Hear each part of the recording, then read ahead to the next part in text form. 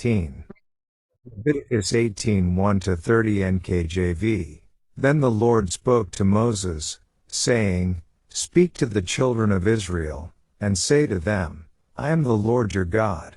According to the doings of the land of Egypt, where you dwelt, you shall not do, and according to the doings of the land of Canaan, where I am bringing you, you shall not do, nor shall you walk in their ordinances. You shall observe my judgments and keep my ordinances, to walk in them. I am the Lord your God. You shall therefore keep my statutes and my judgments, which if a man does, he shall live by them. I am the Lord. None of you shall approach anyone who is near of kin to him, to uncover his nakedness. I am the Lord. The nakedness of your father or the nakedness of your mother you shall not uncover. She is your mother. You shall not uncover her nakedness. The nakedness of your father's wife you shall not uncover. It is your father's nakedness. The nakedness of your sister, the daughter of your father, or the daughter of your mother, whether born at home or elsewhere, their nakedness you shall not uncover. The nakedness of your son's daughter or your daughter's daughter, their nakedness you shall not uncover, for theirs is your own nakedness. The nakedness of your father's wife's daughter, begotten by your father, she is your sister, you shall not uncover her nakedness. You shall not uncover the nakedness of your father's sister, she is near of kin to your father. You shall not uncover the nakedness of your mother's sister, for she is near of kin to your mother. You shall not uncover the nakedness of your father's brother. You shall not approach his wife, she is your aunt. You shall not uncover the nakedness of your daughter-in-law, she is your son's wife, you shall not uncover her nakedness. You shall not uncover the nakedness of your brother's wife, it is your brother's nakedness. You shall not uncover the nakedness of a woman and her daughter, nor shall you take her son's daughter or her daughter's daughter, to uncover her nakedness. They are near of kin to her. It is wickedness. Nor shall you take a woman as a rival to her sister, to uncover her nakedness while the other is alive. Also you shall not approach a woman to uncover her nakedness as long as she is in her customary impurity. Moreover you shall not lie carnally with your neighbor's wife, to defile yourself with her. And you shall not let any of your descendants pass through the fire to Moloch, nor shall you profane the name of your God. I am the Lord. You shall not lie with a male as with a woman. It is an abomination. Nor shall you mate with any animal, to defile yourself with it. Nor shall any woman stand before an animal to mate with it. It is perversion. Do not defile yourselves with any of these things, for by all these the nations are defiled, which I am casting out before you. For the land is defiled, therefore I visit the punishment of its iniquity upon it, and the land vomits out its inhabitants. You shall therefore keep my statutes and my judgments, and shall not commit any of these abominations, either any of your own nation or any stranger who dwells among you. For all these abominations the men of the land have done, who were before you, and thus the land is defiled, lest the land vomit you out also when you defile it, as it vomited out the nations that were before you. For whoever commits any of these abominations, the persons who commit them shall be cut off from among their people. Therefore you shall keep my ordinance, so that you do not commit any of these abominable customs which were committed before you, and that you do not defile yourselves by them. I am the Lord your God. Daily Deep Dive. We'll again begin with the UCG reading plan. Chapter 18 continues the theme of holiness and separation. The instructions here are directed to all Israel, and no mention is made of the priesthood. Hence, the instructions are not for ritual sanctification, per se. Since the instructions regard prohibited sexual relationships, they appear to be for social holiness, that is, for producing right relationships between the basic units of society, men and women. Sexual immorality has been a persistent problem in all human cultures. The societies of Israel's time committed a variety of sexual perversions, as do ours today. To create a holy nation, a nation whose individual and societal conduct was pure and stable, God had to make clear which sexual relationships were forbidden. The list of prohibited relationships includes marriage between 1. Parent and child, 2. Step-parent and stepchild, 3. Full siblings, 4. Half-siblings, 5. Grandparent and grandchild, 6. Uncle and niece, or aunt and nephew, 7. Father-in-law and daughter-in-law, and 8. Brother-in-law and sister-in-law. Also, a man was forbidden to marry a woman as well as her daughter or granddaughter. God also now prohibited a man from taking his wife's sister as a second wife while his wife was alive. Such a marriage would likely ruin the relationship between the sisters and produce endless rivalry and strife within the family.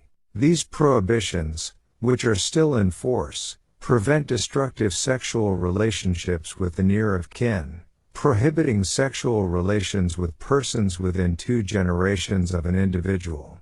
As can be seen, these prohibitions, had they been enacted earlier, would have prohibited the marriages of any of Adam and Eve's children. Per Prohibition 3 above, Abraham and Sarah, per Prohibition 4 above, as well as Jacob and Leah and Rachel, per the prohibition against marrying a wife's sister. No particular reason is given for the prohibitions, but medical science has demonstrated that the children of unions between near of kin, as defined by God, have a greater risk of genetic abnormality, and it is possible that this was a factor in the enactment of these prohibitions.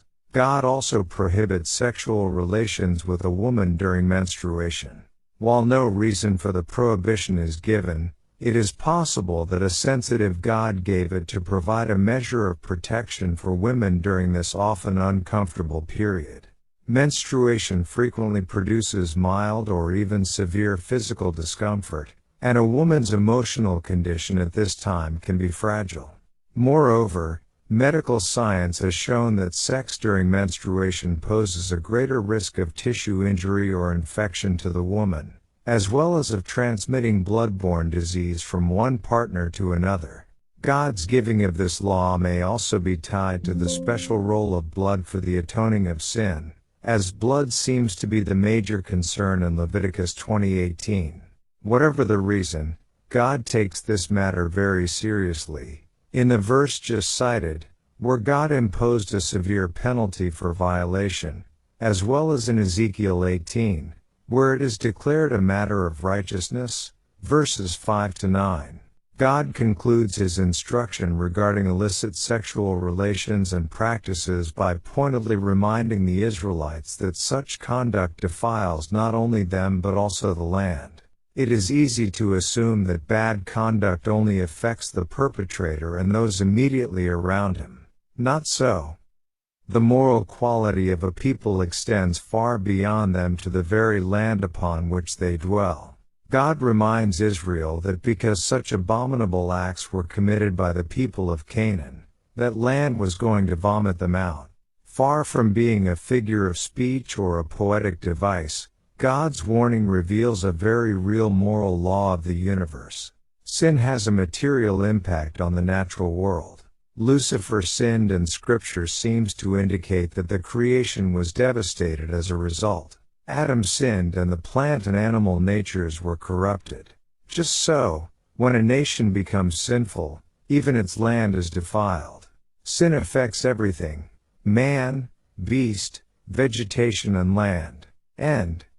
Verse 3, the nation of Israel witnessed and learned a number of practices from living in Egypt.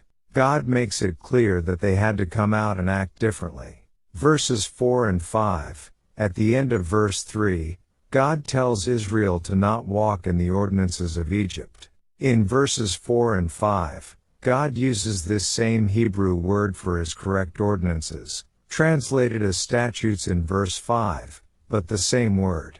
These statutes/ordinances of God were requirements of God. It tells us what to do and sets limits. By comparison, judgments of God were a process where decisions and justice were determined within the laws and commandments. This typically was in reference to how to handle situations between people in the right and proper way. Verse 6 John Gill's commentary states, "This phrase signifies the same as to lie with another, or have carnal knowledge of them. Wherefore the following laws are generally understood of incestuous marriages. For if such an action is not to be done between persons standing in such a relation, as here in general, and afterwards more particularly described, then there ought to be no intermarriages between them. And if such marriages are forbidden, and such actions unlawful in a married state, then much more in an unmarried one." And this brought back to my mind the similar language used in Genesis 9:21-23 when Noah was drunk in his tent. Verse 21, this is the first time we find the name Moloch in the Bible. JFB commentary adds clarity by stating, Moloch, or Moloch, which signifies king, was the idol of the Ammonites. His statue was of brass, and rested on a pedestal or throne of the same metal. His head, resembling that of a calf, was adorned with a crown, and his arms were extended in the attitude of embracing those who approached him. His devotees dedicated their children to him, and when this was to be done, they heated the statue to a high pitch of intensity by a fire within, and then the infants were either shaken over the flames, or passed through the ignited arms, by way of lustration to ensure the favor of the pretended deity. The fire worshippers asserted that all children who did not undergo this purifying process would die in infancy, and the influence of this Zabian superstition was still so extensively prevalent in the days of Moses, that the divine lawgiver judged it necessary to prohibit it by an express statute. And Adam Clarke's commentary adds additional value in stating that some were actually burnt alive to this idol. Several scriptures, according to the opinion of commentators, seem strongly to intimate, see among others, PSA_10638, Jer_7:31, and S_2337-39, that others were only consecrated to his service by passing between two fires. The rabbins strongly assert, and if Ahaz had but one son, Hezekiah, though it is probable he had others, C2CH_28-3, he is said to have passed through the fire to Moloch, 2:16-3, yet he succeeded his father in the kingdom, 2:18-1, therefore this could only be a consecration, his idolatrous father intending thereby to initiate him early into the service of this demon. And verses 22 and 23, in addition to the prohibited sexual relationships mentioned earlier in the chapter between a man and woman, God makes it clear that there are other practices that are perversions, Hebrew meaning, perversion, confusion, violation of divine nature, to his design within creation. These include sex between those of the same sex, as well as a person having sex with an animal. This scripture clearly shows these behaviors are outside of God's intended design. Verse 26, even strangers in this model nation of Israel were prohibited from these practices.